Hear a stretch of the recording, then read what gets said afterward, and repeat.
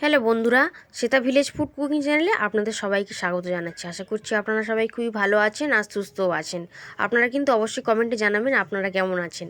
তো যাই হোক, আজকে আমি আরেকটা পিঠের রেসিপি নিয়ে চলে এসেছি। আজকে আমি বানাবো দুধ গুজিয়া পিঠা। এই পিঠাটা এতটাই খেতে সুন্দর হয় যে মুখে দিলেই কিন্তু মিলিয়ে যাবে। সুজি দিয়ে বানাবো, খেতে ভীষণ ভালো হয়। আর ভিডিওটা শেষ পর্যন্ত দেখার জন্য আপনাদের সকলের কাছে কিন্তু অনুরোধ রইল। আশা করি ভিডিওটা কিন্তু আপনাদের সবারই খুবই ভালো লাগবে। চলুন তাহলে কথা না বাড়িয়ে রেসিপির দিকে চলে যাচ্ছি। এখানে আমি এক বাটি সুজি নিয়ে নিয়েছি, আর এখানে 200 গ্রাম সুজি আছে। সুজিটাকে একটু কড়ার উপরে 1 মিনিটের মতন ভেজে নেব। মানে সুজিটাকে লাল করে ভাজবো না, কাঁচা গন্ধটা চলে যাওয়া পর্যন্ত একটু ভেজে নেব। তাই সুজিটাকে কিন্তু এরকম নাড়াচাড়া করবো। আর উনুনের জালটা এই সময় হালকাভাবে দিতে হবে, মানে মিডিয়াম আঁচে রাখতে হবে। কিন্তু বেশি জোর দিলে সুজিটা পুড়ে যাবে। এখানে আমি 4 চামচ মতন চিনি দিয়ে দিলাম। এই চিনিটা কিন্তু পরে দেওয়া যেতে পারে, তো আমি আগে দিয়ে দিয়েছি, কোনো অসুবিধা নেই তাতে। আর এখন আমি 1 বাটি সুজি নিয়েছি, তো সেই জন্য 2 বাটি পরিমাণে দুধ দিয়ে দেবো। আমি এখানে দুধ দিয়ে বানাচ্ছি, আপনারা কিন্তু জল দিয়ে বানাতে পারবেন। তবে দুধ দিয়ে বানালে খেতে কিন্তু ভীষণ ভালো হবে। প্রথমে 1 বাটি দিয়ে দিচ্ছি, তারপর আর 1 বাটি দুধ আমি দিয়ে দিলাম। এই দুধটা ফুটিয়ে জাল করে রাখা ছিল আগে থেকে। এখন উনানের জালটা হালকা রেখেই কিন্তু সুজিটাকে রান্না করে নিতে হবে, একটা ডো আকারে পরিণত করে নিতে হবে। এই রেসিপিটা মানে এই ভিডিওটা বা এই পিঠেটা বানানো কিন্তু খুবই সহজ, একেবারে ভীষণ সহজ বললেই হবে।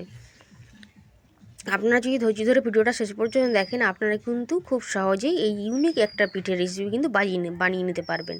একটু লবণ দিয়ে দিলাম। তবে আজকে বানাবো যে পিঠেটা, তার নাম দুধ গুজিয়া পিঠা। খেতে কিন্তু ভীষণ ভালো হয়। দেখুন আস্তে করে এরকম ডো আকারে পরিণত হয়ে যাচ্ছে। তো এরকম একটা ডো আকারে বানিয়ে নিয়েছি। এবার এটাকে একটা থালার মধ্যে নিয়ে নেবো, নিয়ে গরম অবস্থাতে কিন্তু মেখে নিতে হবে। এরকম ডো কিন্তু বানাতে হবে, খুব শক্ত টাইট ডো বানালে হবে না, এরকমই ডো বানাতে হবে। এখন এর মধ্যে আমি দিয়ে দিচ্ছি কিছুটা পরিমাণে ময়দা, মানে 2 চামচ পরিমাণে ময়দা দিলাম। এখন এই গরম অবস্থাতেই সুজিটাকে কিন্তু ভালো করে মেখে নিতে হবে। শুধু পিঠেগুলো বানাতে গেলেই একটুখানি সমস্যা হবে, মানে একটু টাইম লাগবে পিঠেগুলো বানাতে গেলে। বাড়িতে যদি কোনো ছোটো সদস্য থাকে বা কেউ যদি থাকে, তাহলে নিয়ে নেবেন সঙ্গে করে, তাহলে কিন্তু তাড়াতাড়ি হয়ে যাবে। আর যারা যারা ভিডিওটা এই পর্যন্ত দেখছেন তাদেরকে কিন্তু অসংখ্য ধন্যবাদ। এখন হাতে একটু ঘি লাগিয়ে নিলাম, তাতে হাতে আর লেগে যাবে না, মানে চটচটে আর করবে না। আর খুব ভালো করে এরকম মেখে মেখে এরকম একটা মসৃণ ডো কিন্তু বানাতে হবে। আর খুবই গরম রয়েছে এই সময়, তো যাই হোক এরকম গরম অবস্থাতেই মাখতে হবে। ঠান্ডা হয়ে গেলে কিন্তু মাখা যাবে না অতটা ভালোভাবে, তাই এই গরম অবস্থাতেই মাখলে ভালো হবে। আর একটু ময়দা দিয়ে দিতে হবে। এখন আমি আর একটুখানি ঘি নিয়ে নেবো হাতের মধ্যে করে, নিয়ে পিঠেগুলো এবার বানাতে চলে যাব। আপনারা সুজি দিয়ে অনেক রকমের পিঠেই তো খেয়েছেন, একবার সুজি দিয়ে বানিয়ে খেয়ে দেখতে পারেন। আশা করি আপনাদেরও কিন্তু দুধ গুজিয়া পিঠাটা খুব খেতে ভালো লাগবে। আর বানানো তো একেবারেই সহজ। তো একটা ছোট্ট মতন করে লেচি আমি নিয়ে নিয়েছি, নিয়ে হাতের মধ্যে রেখে দেখুন যেরকমভাবে গুজিয়া বানানো হয়, তো সেরকমভাবে গুজিয়ার মতন এরকম দুটো দিক একসঙ্গে মুড়ে দেবো। প্রথমে লম্বা করে নিলাম, তারপর দুটো দিক মুড়ে নেবো। আর একটা প্লেটের মধ্যে একটু ময়দা ছড়িয়ে নিয়েছি, নিয়ে কিন্তু পরপর গুজিয়াগুলো বানিয়ে রেখে দিচ্ছি। একটু টাইম লাগবে পিঠেগুলো বানাতে, তবে খেতে কিন্তু ভীষণ ভালো হয়। তো দেখুন আর একটাও কিন্তু বানানো হয়ে গেল। এরকমভাবে আমি সবগুলোকে বানিয়ে নিচ্ছি। সবগুলো বানিয়ে নিয়ে আপনাদেরকে দেখাচ্ছি।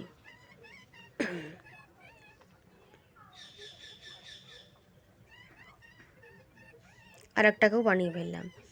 তো এরকমভাবে আমি সবগুলো পিঠে বানিয়ে নিয়েছি। দেখুন গুজিয়া পিঠেগুলো কত সুন্দর দেখতেও লাগছে দেখুন। তো সবগুলো আমার বানানো হয়ে গেছে, মোট 2 থালা হয়েছে, অনেকটাই হয়েছে। 200 গ্রাম সুজি তো ওই জন্য অনেকটাই হয়েছে। তো আপনারা চাইলে 100 গ্রাম সুজি দিয়েও বানাতে পারেন, একটু অল্প করেও বানাবেন, অসুবিধা নেই।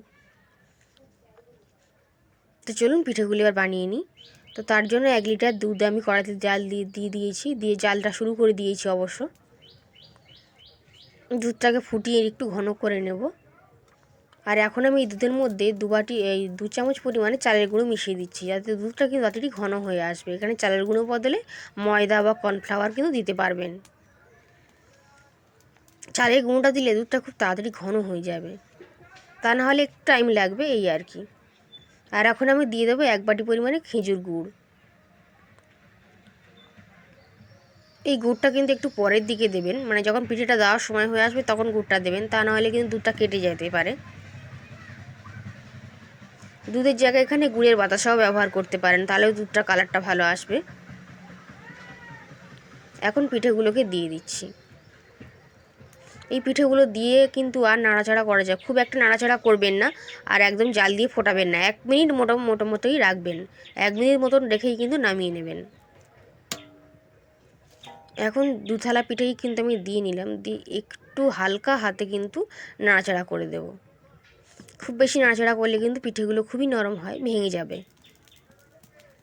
তো 1 মিনিট মতন কড়াইতে আমি রেখে দিয়েছিলাম, আর জালটা কমিয়ে দিয়েছি, দিয়ে একটু হালকা হাতে নাড়াচাড়া করে দিয়ে একটু নাড়াচাড়া করে দিলাম, দিয়ে কিন্তু নামিয়ে নেব।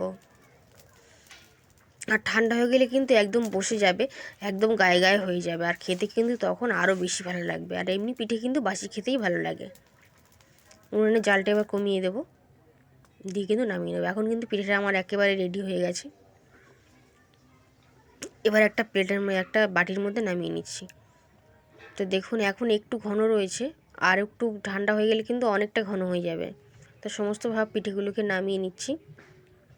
খুবই সাবধানে নামাতে হবে, কারণ পিঠেগুলো মুখে দিলেই কিন্তু মিলে যাবে, এতটাই সুন্দর হয়। ভিডিওটা যদি একটুও ভালো লেগে থাকে অবশ্যই করে ভিডিওটিকে লাইক করবেন, কমেন্ট করে জানাবেন আপনাদের কেমন লেগেছে। আর যদি আজকে চ্যানেলে নতুন এসে থাকেন চ্যানেলটিকে সাবস্ক্রাইব করে রাখার অনুরোধ রইল, যাতে করে আমি যখনই কোনো ভিডিও ছাড়বো আপনাদের কাছে সবার আগেই কিন্তু পৌঁছে যাবে। আর কেমন লাগলো কিন্তু কমেন্ট করে জানাবেন, আর অবশ্যই আপনারা বাড়িতে বানিয়ে খাবেন। আজ তাহলে এই পর্যন্ত, আবার দেখা হবে অন্য কোনো ভিডিওতে। আজ তাহলে আসি।